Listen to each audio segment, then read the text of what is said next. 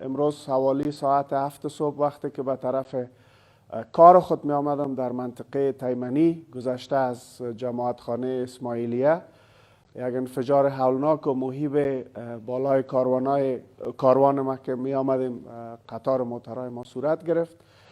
یک تعداد از محافظین ما که مردان بسیار شجاعی هستند زخم برداشتند که به شفاخانه امنیت انتقال شدند و به ما و فرزند جوانم عبادالله جان که در کنار ما بودن آسیب نرسیده. کم سوختگی بسیار سطحی سر روی ما است و کم دست ما افگار شده به خاطر که موج بسیار قوی داشت و شیشه موتر ضرب شد.